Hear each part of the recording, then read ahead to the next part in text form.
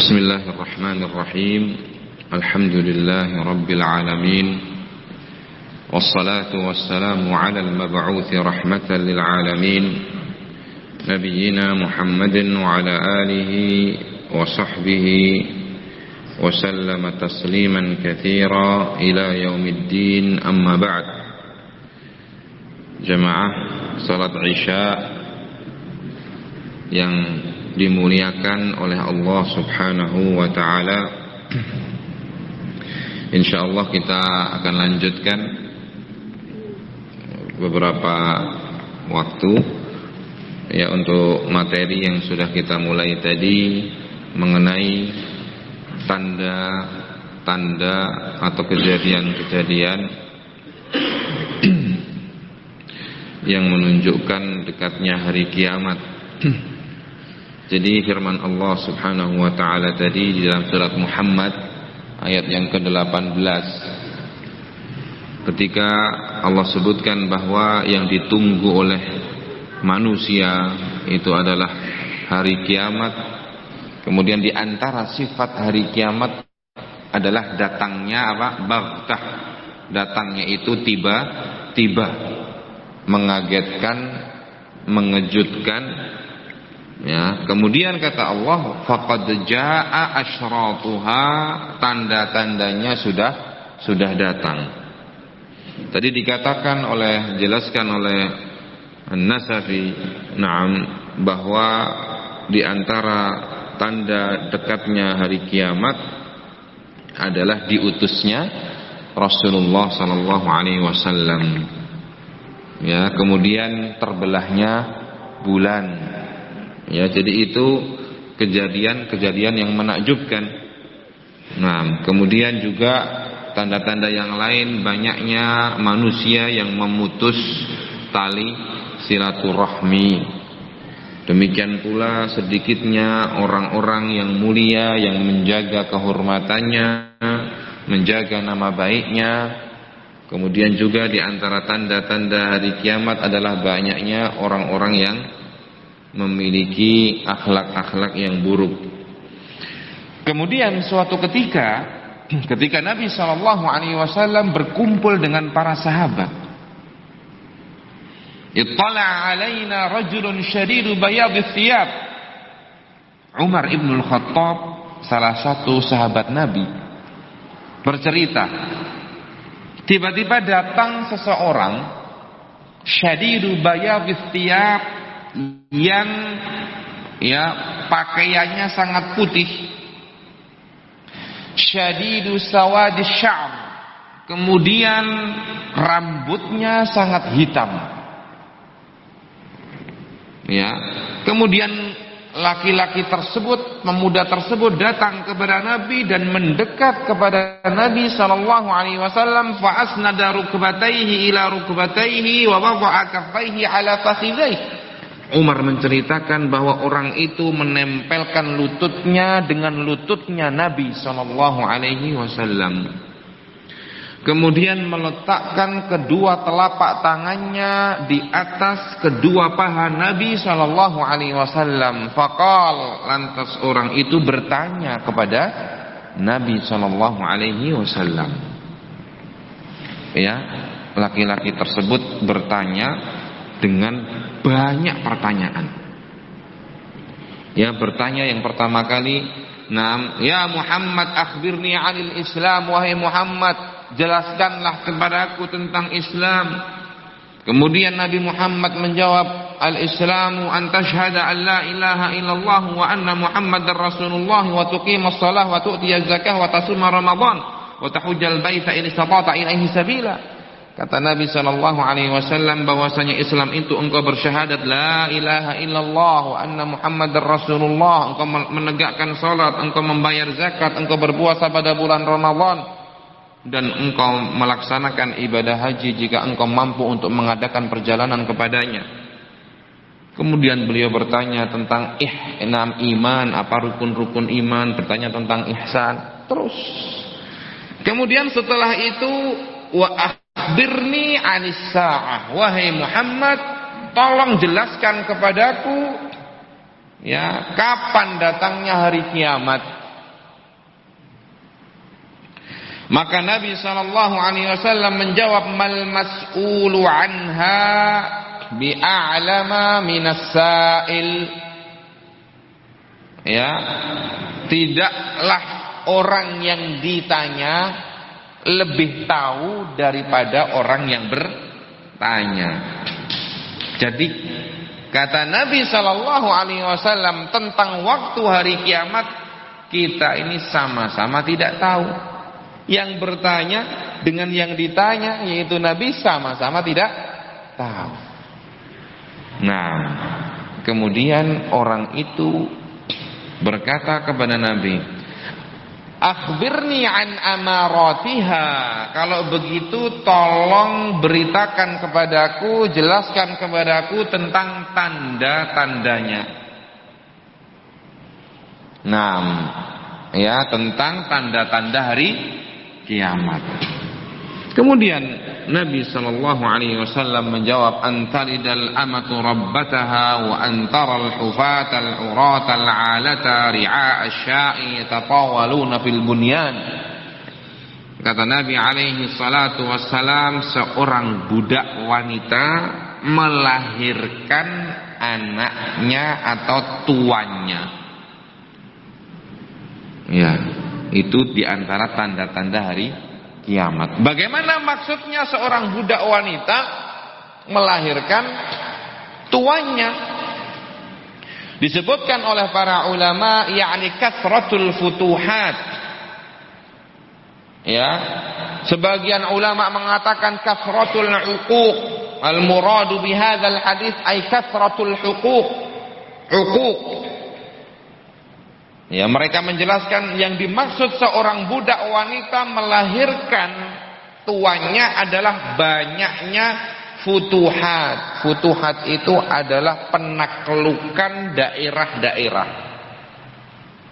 Maksudnya apa?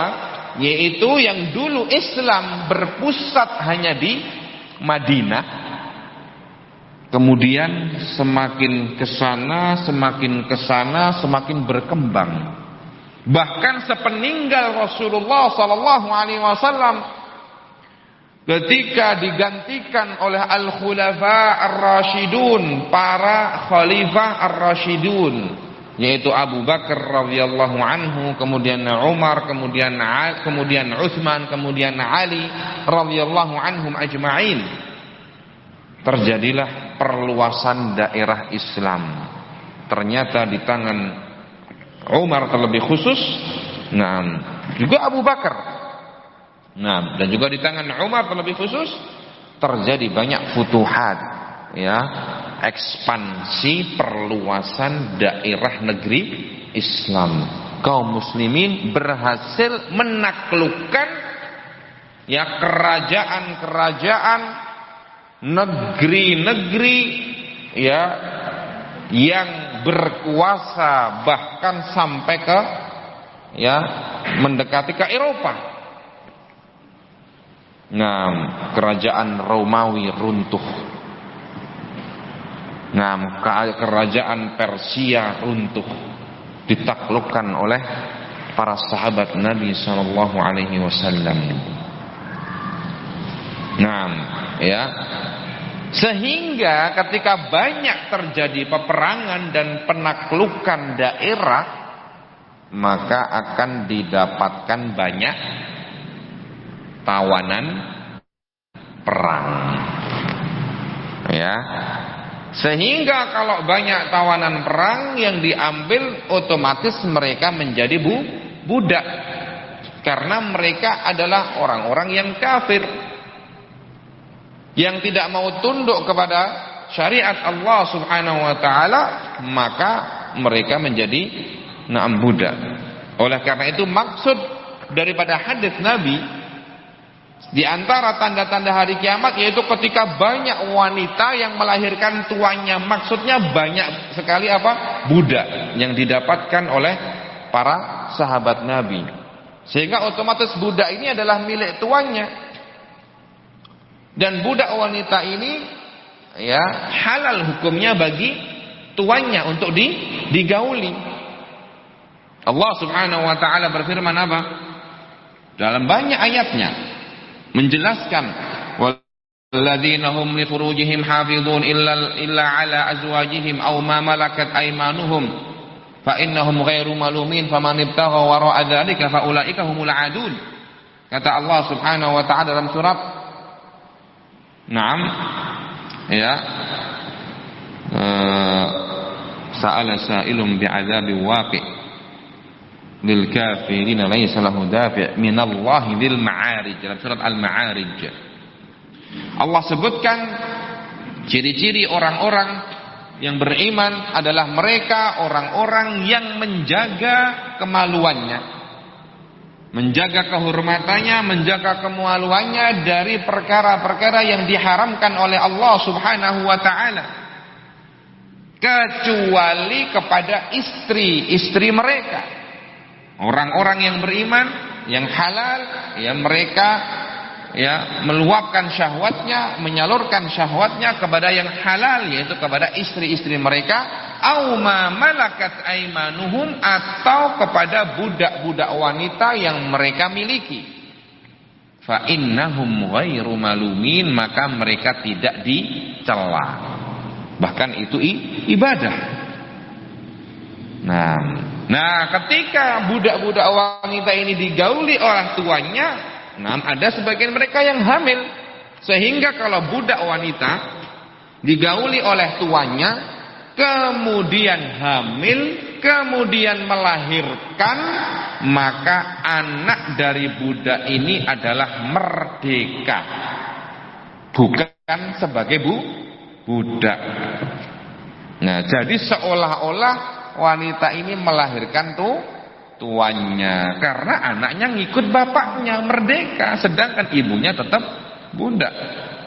Oleh karena itu, kalau budak-budak laki maupun perempuan mereka masuk Islam, Islam ini sangat-sangat mendorong dan menganjurkan untuk dibebaskan, dimerdekakan.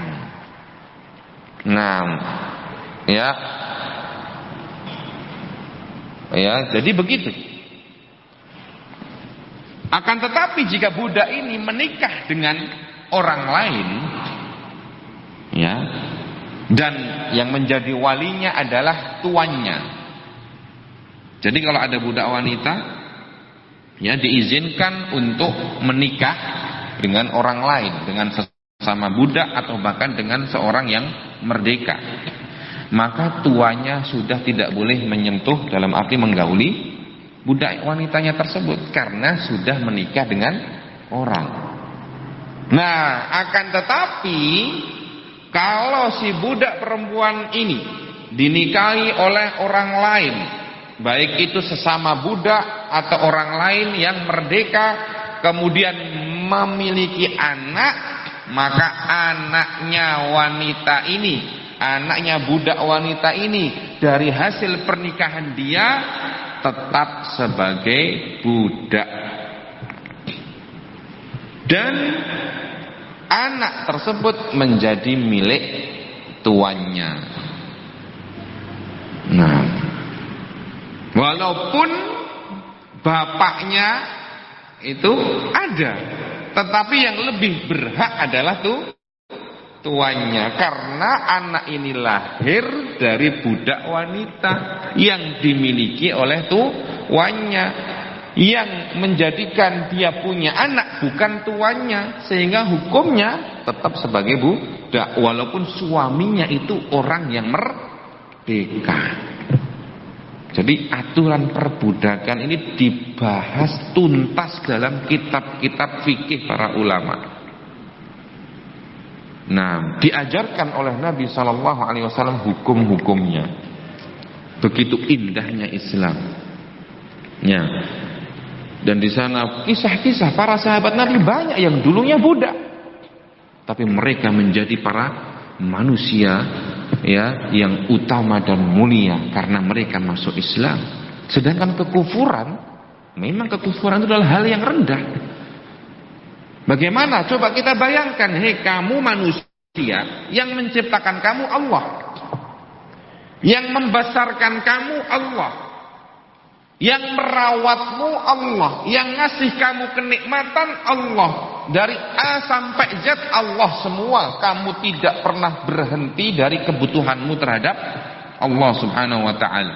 Yang ngasih kamu rezeki Allah, ngasih kamu kerja Allah, ngasih kamu kekuatan Allah, ngasih kamu kesehatan Allah, ngasih kamu kepandaian Allah. Gak ada yang gak Allah. Tapi suruh menyembah Allah tidak mau. Kurang ajar atau tidak? Iya. Coba kalau kita bikin robot, kita ciptakan sebuah makhluk, ya, sebuah apa? Ya, karya. Kita ciptakan agar bisa membantu kerjaan kita, setelah jadi malah dia nentang kita. Ya sudah, langsung dibanting kalau kita. Tapi kalau Allah tidak, masih tetap dia dikasih nikmat. Walaupun dia kufur, tidak mau tunduk kepada Allah, tidak mau menyembah Allah, Allah masih kasih kesempatan untuk dia berpikir, untuk dia bernafas, untuk dia kembali melihat keadaan di sekitarnya, alam semesta ini siapa sebenarnya yang menciptakan, melihat kepada dirinya. Wa fi anfusikum afala tubsirun, kata Allah subhanahu wa ta'ala. Di dalam diri kalian sendiri terdapat berbagai macam tanda-tanda kebesaran Allah. Tidakkah kalian melihat? Tidakkah kalian memperhatikan? Nah, itulah budak. Enggak mau masuk Islam ya begitu. Bahkan seharusnya lebih hina lagi. Tapi Allah tidak. Islam mengatur. Dan Islam juga melarang bagi tuan untuk menyakiti budaknya. Islam juga mendorong dan menganjurkan, bahkan mewajibkan bagi seorang tuan untuk berperilaku baik kepada budaknya, memberi makan dengan apa yang dia makan, memberi minum dengan apa yang dia minum, memberikan tempat tinggal dan memberikan apa? Pakaian. Ikhwanukum khawalukum ja'alahumullahu tahta aydikum faman kana ikhwanu fi yadihi falyut'imhu mimma yat'am wal yulbishu mimma yalbas wal yu'kilhu mimma ya'kul. Nah, saudara-saudara kalian yang ada di tangan kalian, Allah jadikan kalian punya kuasa atas mereka. Kalau kamu makan, berilah mereka makan dari makananmu. Kalau kamu minum, berilah mereka minum dari minumanmu. Kalau kamu punya pakaian, berilah mereka pakaian dari pakaianmu. Begitulah Islam. Padahal dia orang yang menentang Allah, tidak mau tunduk. Ya, jadi ketika kita bilang budak, jangan terus kejam sekali ya Islam ini. Tidak. Islam lengkap aturannya. Ketika ada budak, ada aturannya. Ya. Nah, jadi ini kita kembali kepada salah satu tanda hari kiamat. Yang dimaksud oleh Nabi adalah banyaknya apa? Futuhat, penaklukan negeri-negeri. Ini salah satu tanda kiamat sudah dekat. Kemudian kata Nabi berikutnya, wa ansaral hufatal uratal alata ri'asha yatafawaluna fil bunyan, dan engkau melihat al-hufat, orang-orang yang dulunya ya tak beralas kaki. Orang-orang kampung, orang-orang desa, orang-orang pedalaman, orang-orang badui, al-alah yang miskin, tidak punya uang, ri'asha, yang kerjanya menggembala ternak, menggembala kambing, menggembala unta, menggembala sapi, itu saja hidupnya. Pindah dari satu daerah ke daerah yang lain mencari sumber air. Kalau datang musim panas, tumbuhannya habis, cari daerah lagi. Tetapi mereka, kata Nabi, yatafawaluna fil bunyan, tiba-tiba mereka berlomba-lomba untuk meninggikan bangunan. Tiba-tiba kaya.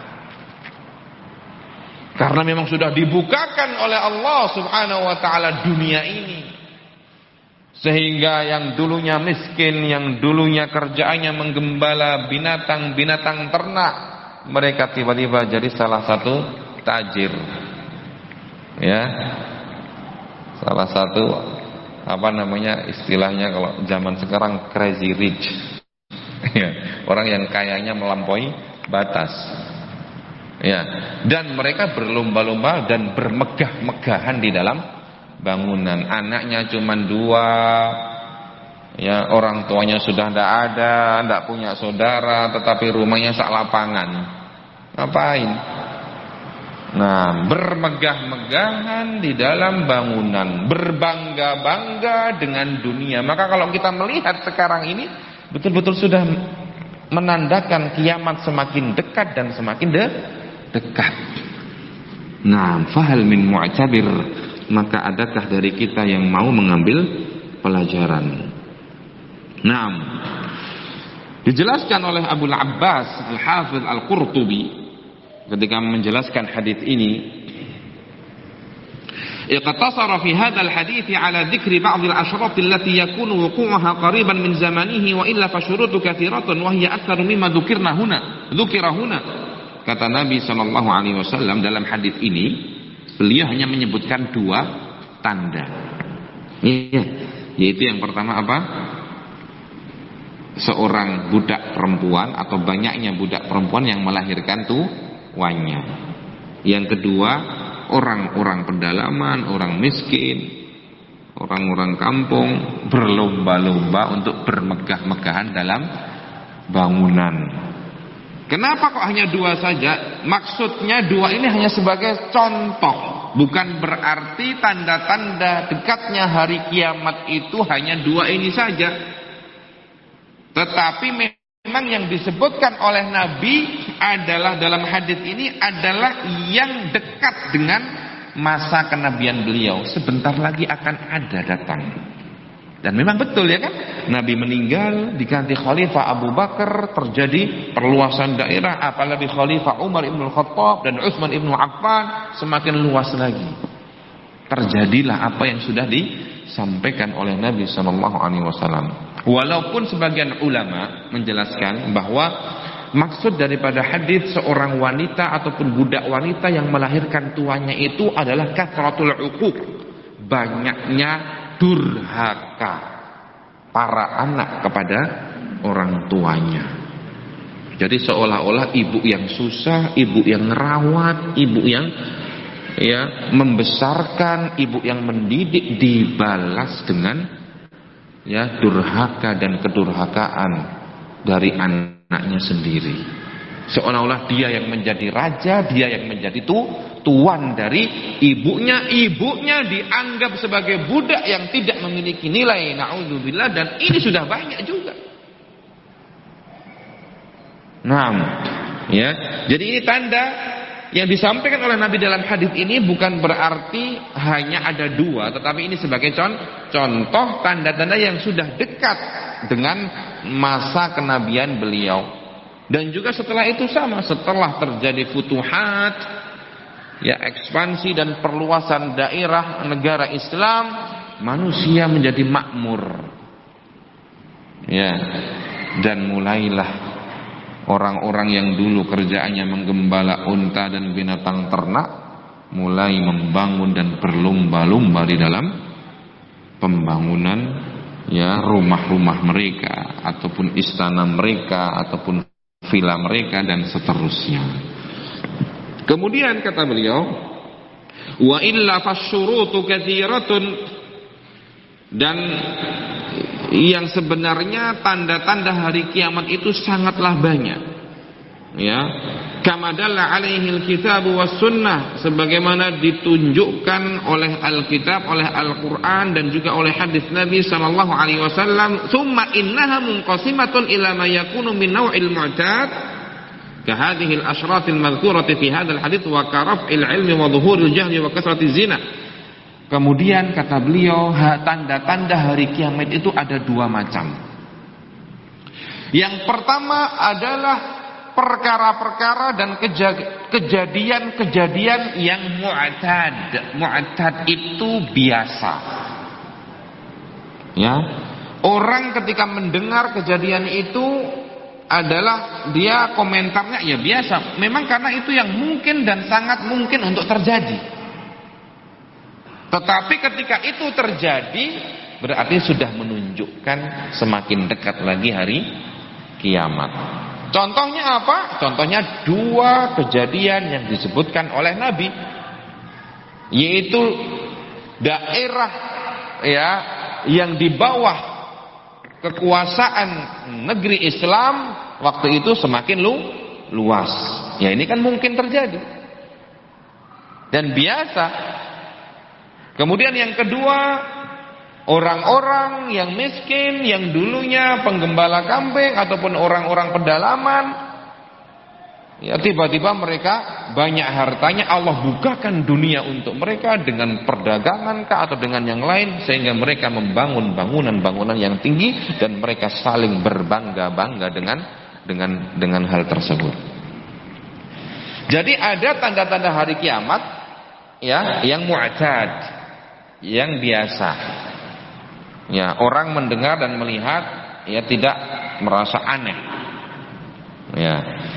Kemudian di antara tanda-tanda yang lain kata beliau wa karafa'il ilmi, dan juga seperti contoh yang lain adalah ilmu yang sudah diangkat, ilmu agama yang sudah diangkat. Artinya orang-orang yang paham agama itu semakin sedikit. Wa zuhuril jahli, dan juga bahkan kebodohan merajalela kemana-mana dan menjangkiti kaum muslimin. Maksudnya kebodohan dalam agama. Karena kejayaan kaum muslimin itu akan didapatkan dengan ilmu agama. Sehingga ketika kaum muslimin meninggalkan agama mereka, tidak mau memahami agama mereka, tidak mau mempelajari agama mereka, maka mereka akan semakin jauh dari kejayaan dan kesejahteraan, dan mereka akan semakin terpuruk dan tertindas. Dan itu yang kita rasakan. Sekarang kalau dipikir dulu para sahabat, siapa yang melirik kepada mereka? Al-Furs wal-Rum, negeri-negeri ya, kerajaan digdaya di waktu itu. Ya, Persia, Romawi. Ya, tidak pernah mereka melirik kepada penggembala kambing. Meremehkan mereka. Siapa mereka ini? Dibom sekali langsung hancur.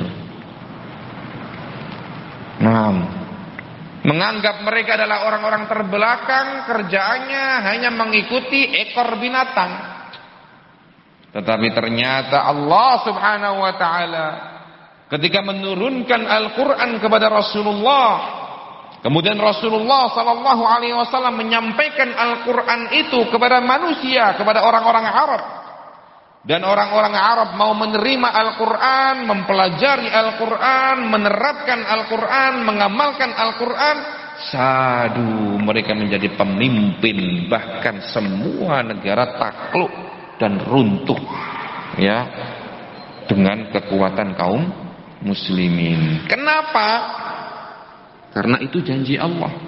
Dalam surat Muhammad, Allah subhanahu wa ta'ala mengatakan, ya ayyuhalladzina amanu in tansurullaha yansurkum wa yutsabbit aqdamakum. Wahai orang-orang yang beriman, kalau kalian menolong Allah, maka niscaya Allah akan menolong kalian dan mengokohkan ya kaki-kaki kalian, mengokohkan kekuatan kalian. Bagaimana menolong Allah? Binasri dinihi, dengan menolong agama Allah subhanahu wa ta'ala. Bagaimana menolong agama Allah? Bita'allumihi wal amali bihi wa ta'limihi.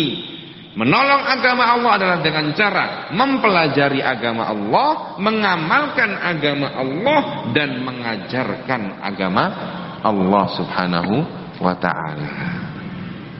Ya, karena memang kunci kejayaan itu ada pada Islam. Maka di sini ya, di antara tanda-tanda hari kiamat, Islam sudah mulai diangkat, ilmu sudah mulai diangkat, yang ada adalah kebodohan. Maka kalau kita ingin jaya, kita ingin sejahtera, kita ingin menang, kita ingin jadi pemimpin, maka pelajarilah agamamu dan amalkanlah agamamu, dan sampaikanlah dan ajarkanlah agamamu. Khairukum, kata Nabi, man ta'allamal Qur'ana wa 'allamahu. Sebaik-baik dari kalian adalah orang yang mempelajari Al-Qur'an dan mengajarkannya. Kemudian kata beliau berikutnya, wa kathratiz zina wa syurbil khamr ila ghairi dzalik. Demikian pula di antara tanda-tanda hari kiamat adalah banyaknya zina, banyaknya orang-orang yang mabuk, meminum khamr dengan segala macam jenis, bentuk dan merek. Tidak harus khamr, minuman keras. Ya, termasuk juga obat-obat terlarang. Pokoknya yang memabukkan apapun itu, baik diminum, ada yang disuntik, ada yang diseduh, ada yang diserutup, semuanya khamr, haram untuk dikonsumsi. Naam, kullu muskirin naam khamrun wa kullu khamrin naam haramun. Segala sesuatu yang memabukkan pakai nama apa saja itu adalah khamr, dan setiap khamr adalah haram. Dan ancaman Allah Subhanahu wa taala, orang yang meminum seteguk saja minuman keras di dunia, maka dia tidak akan pernah minum ya khamr di surga. Artinya ya dia enggak akan masuk surga. Ancamannya seperti itu, naudzubillah. Semoga Allah Subhanahu wa taala melindungi kita semua, melindungi anak-anak kita dan generasi muda dari kaum muslimin dari penyakit-penyakit ini, Allahumma amin. Kemudian yang kedua, tanda-tanda hari kiamat adalah apa?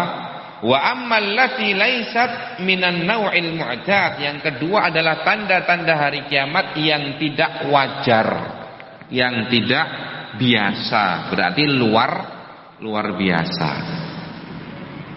Ya. Nah, ini ketika sudah mulai terjadi, kalau yang luar biasa ini ketika sudah mulai muncul, itu berarti semakin dekat lagi hari kiamat. Nah, dan ini telah disampaikan dan dijelaskan oleh Rasulullah sallallahu alaihi wasallam dalam puluhan hadis. Semuanya, sifat-sifatnya, kejadiannya, waktu-waktunya dan seterusnya. Nah, kata beliau, ka khurujid dajjali wa nuzuli Isa bin Maryam wa khuruji Ya'juj wa Ma'juj wa dabbatil ardi wa tulu'i syamsi min maghribiha. Contohnya adalah seperti munculnya Dajjal, manusia yang mengaku Tuhan tetapi diberikan kekuatan oleh Allah untuk memiliki sebagian kemampuan ketuhanan, dan itulah manusia diuji. Makanya butuh kita belajar Dajjal ini seperti apa, kekuatannya seperti apa, ciri-cirinya seperti apa yang dia sampaikan, apa yang dia bawa, cara menghadapinya bagaimana. Karena kalau kita sekali ikut sudah wassalam. Sudah susah-susah dari kecil muslim, mukmin, pas datang Dajjal ikut nonton, akhirnya terbawa. Nah, jadi jangan suka jadi tukang nonton. Ya, kalau nonton di masjid maksudnya belajar, bagus. Ya, kalau nonton hal-hal yang negatif maka jangan. Termasuk Dajjal ini, karena orang akan betul-betul terheran-heran dengan manusia ini. Dan dia ini akan mendatangi seluruh tempat di dunia tanpa terkecuali. Ya, sehingga memberikan fitnah, ujian kepada seluruh manusia, kecuali dua. Ya, kecuali dua tempat yang tidak bisa dimasuki oleh Dajjal. Ketika sudah setiap mau masuk dipukul sama malaikat. Di situ ada malaikat-malaikat yang kuat dan kokoh yang menjaga daerah itu. Yaitu siapa? Di mana? Makkah wal Madinah. Ya, Makkah dan Madinah. Tetapi jangan dikira kalau kita sudah di Mekah dan di Madinah itu akan bebas dari fitnahnya Dajjal. Kenapa? Karena kalau kita di Mekah maupun di Madinah tetapi kita tetap tidak beriman, tidak memelihara dan menjaga keimanan kita, tetap saja kita akan terfitnah, terbawa. Karena apa? Karena kata Nabi SAW, di akhir zaman nanti Madinah itu akan tarjuf, akan bergetar. Sehingga orang-orang munafik yang tidak jujur keimanannya akan terlempar keluar, yang akhirnya dia akan terfitnah oleh Dajjal. Nah, dan juga akan ada orang-orang yang di dalam Madinah, di tanah haram, ketika mendengar datangnya Dajjal, dia pun keluar penasaran, pengen nonton, akhirnya terfitnah. Jadi yang jadi masalah itu bukan sekedar tempatnya kamu di mana, tapi yang penting itu yang ada di hatimu ini. Apakah betul-betul telah merasuk dan mengakar keimanan ini, sehingga engkau betul-betul tunduk terhadap perintah Allah, engkau laksanakan perintah-perintah Allah, dan engkau jauhi larangan-larangan Allah subhanahu wa ta'ala. Li'annal ma'suma man 'asamahu Allah. Karena orang yang akan selamat adalah orang yang dijaga oleh Allah subhanahu wa ta'ala. Kemudian tanda-tanda yang lain, kata beliau rahimahullahu ta'ala, wa nuzuli Isa bin Maryam, turunnya Nabi Isa. Nah, ya ini di luar nalar. Bagaimana bisa Nabi Isa diturunkan dari langit ke dunia? Dan beliaulah sallallahu alaihi wasallam yang akan membunuh siapa? Dajjal. Nah, tidak seperti keyakinan orang-orang Nasrani bahwasanya Nabi Isa itu yang disalib. Nah, wa ma qataluhu wa ma salabuhu walakin syubbiha lahum, kata Allah dalam surat An-Nisa, tidaklah mereka Banu Israel membunuh Nabi Isa, tidaklah pula mereka menyalib Nabi Isa alaihi salatu wassalam, akan tetapi yang disalib oleh mereka adalah manusia yang mirip dengan Nabi Isa. Memang Allah buat seperti itu. Barrafa'ahu Allahu ilaih, bahkan Nabi Isa alaihi salatu wasalam diangkat oleh Allah subhanahu wa ta'ala ke langit. Wa kana Allahu azizan hakima, dan Allah itu adalah zat yang maha perkasa lagi maha bijaksana. Nah, jadi Nabi Isa akan diturunkan oleh Allah subhanahu wa ta'ala. Setelah itu beliau akan membunuh Dajjal Dajjal la'natullah alaih. Kemudian setelah itu Nabi Isa akan berdakwah, ya, dan pemerintahan ketika itu betul-betul, ya, pemerintahan yang menerapkan hukum-hukum Allah subhanahu wa ta'ala. Dan Nabi Isa ketika turun ke dunia, beliau menggunakan dan mengikuti syariatnya Nabi Muhammad sallallahu alaihi wasallam, bukan pakai syariat beliau sendiri. Karena memang begitu, syariat Nabi Muhammad adalah syariat pamungkas dan penutup. Oleh karenanya dalam hadis riwayat Al-Bukhari dan Muslim, Nabi sallallahu alaihi wasallam mengatakan, "Lau kana Musa hayyan ma wasi'ahu illa tibai." Kalau seandainya Nabi Musa sekarang ini masih hidup, kata Nabi, maka tidak ada keluasan baginya kecuali harus mengikuti aku. Seluruh nabi kalau seandainya masih hidup kemudian bertemu dengan Rasulullah, mereka semua akan tunduk dan mengikuti apa? Syariatnya Rasulullah dan menjadi umatnya Rasulullah sallallahu alaihi wasallam, karena Rasulullah adalah Rasul yang paling terakhir dan Rasul yang paling mulia, dan beliau adalah pemimpin para nabi dan para Rasul, sehingga umatnya Rasulullah juga merupakan umat yang paling mulia, umat yang datang paling akhir tetapi akan masuk surga yang pertama, karena yang akan membuka pintu surga adalah siapa? Rasulullah, Nabi kita Muhammad sallallahu alaihi wasallam. Maka kita harus konsekuen kalau ingin menjadi umat Rasulullah di akhirat, menjadi umat yang pertama masuk surga, di dunia juga harus menjadi umatnya Rasulullah. Bagaimana caranya menjadi umatnya Rasulullah? Ya kita laksanakan bimbingan Rasulullah, tuntunan Rasulullah dan ajaran Rasulullah. Bagaimana cara melaksanakan ajaran Rasulullah? Ya kita belajar.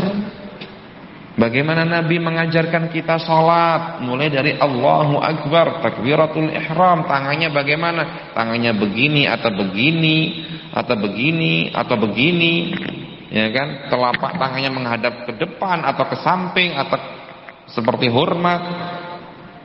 Ya kita harus belajar.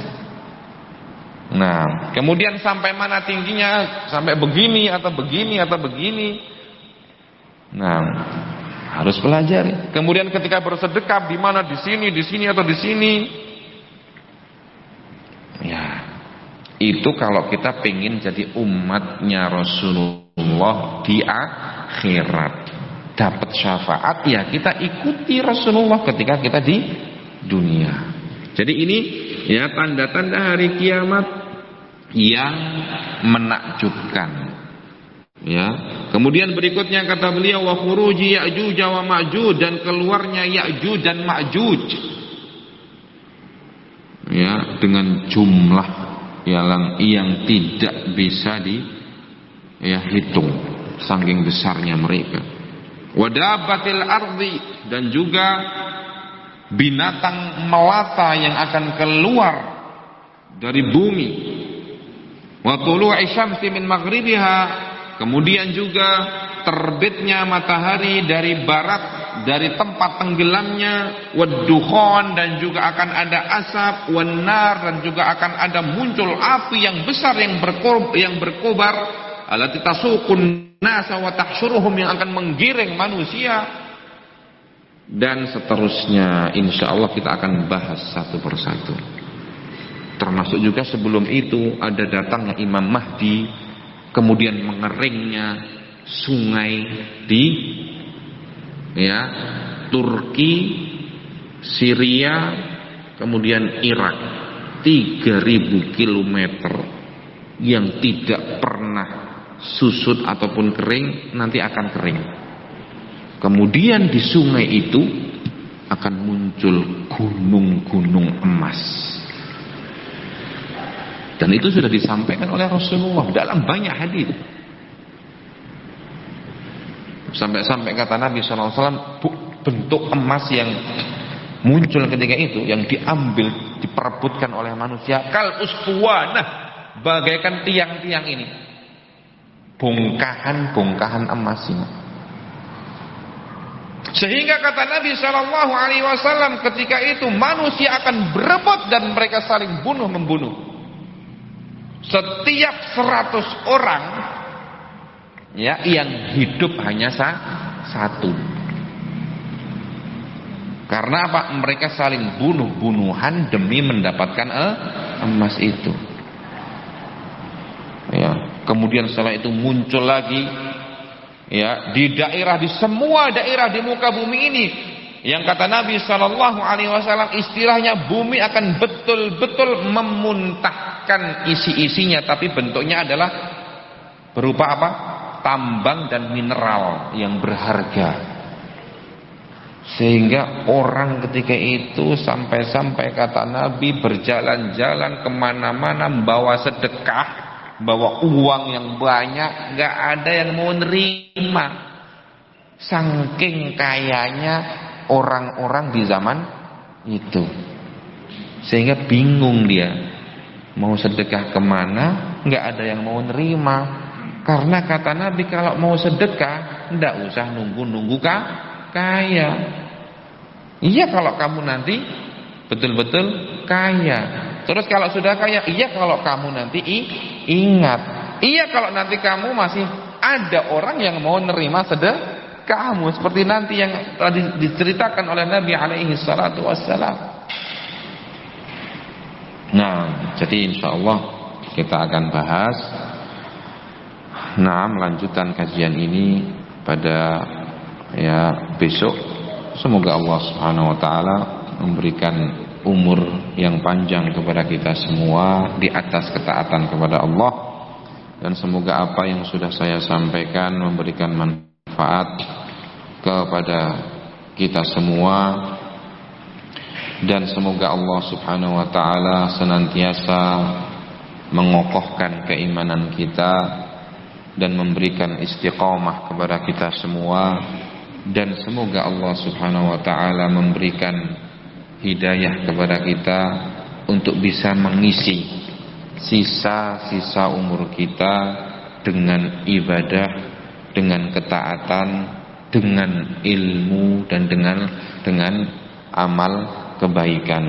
Wallahu taala a'la wa a'lam.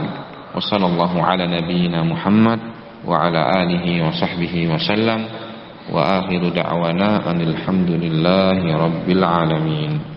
Wassalamualaikum warahmatullahi wabarakatuh.